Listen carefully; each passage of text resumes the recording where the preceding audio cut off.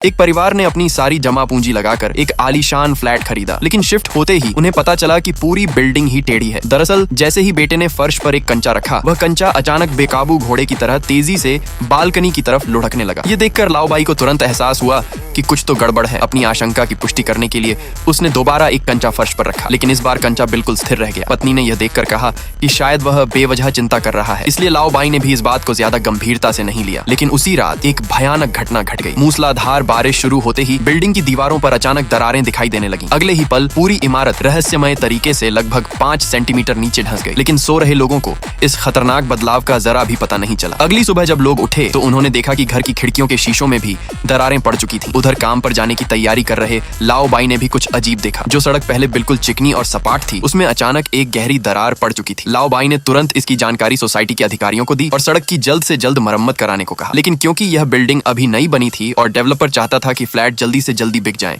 इसलिए अधिकारी लगातार इस मामले को टालते रहे। समय बीतता गया और आखिरकार वह खौफनाक दिन आ ही गया। सुबह सुबह लाओबाई की नींद एक जोरदार आवाज से खुली। जैसे ही वह खिड़की के पास पहुंचा, सामने का नजारा देखकर उसके होश उड़ गए। नीचे की सड़क पर बड़ी बड़ी दरारें पड़ चुकी थीं और लोग घबराकर इधर उधर भाग रहे थे। लाओबाई कुछ समझ पाता उससे पहले पूरी बिल्डिंग जोर जोर से हिलने लगी। अगले ही पल छत का मलबा नीचे गिरने लगा। शुरुआत में लाओबाई को लगा कि शायद भूकंप आया है, लेकिन अगले सेकंड जो हुआ उसने उसकी रूह तक कंपा दी। 30 साल की किस्तों पर खरीदा हुआ उसका घर अचानक बिना किसी रोक टोक के तेजी से नीचे गिरने लगा। पलक झपकते ही पूरी बिल्डिंग एक गहरे गड्ढे में जा गिरी। कुछ देर तक चारों तरफ जोरदार टकराने और घिसने की आवाजें आती रहीं। आखिरकार बिल्डिंग को एक जोरदार झटका लगा और वह कुछ समय के लिए जमीन के बीचों बीच फंसकर रुक गई। उसी समय लाओबाई की पत्नी भी बाजार से वापस आ रही थी। जब उसने देखा कि जिस घर को उसने अभी अभी खरीदा था वह अचानक गायब हो चुका है, तो उसे लगा जैसे उसके पैरों तले जमीन खिसक गई हो। लेकिन उसे घर के खोने का दुख नहीं था। उसे तो अपने पति और बेटे की चिंता सता रही थी, जो उसी बिल्डिंग के अंदर थे। तभी लाओबाई को अपने बेटे की याद आई। वह तुरंत बेटे के कमरे की तरफ भागा और दरवाजा खोला, लेकिन अंदर कोई नहीं था। वह घबराकर इधर उधर देखने लगा। तभी अचानक आसमान से एक कार नीचे आ गिरी और सीधे उसके घर के लिविंग रूम की तरफ आकर रुक गई। जब कार पूरी तरह स्थिर हुई तो लाओबाई ने अंदर देखा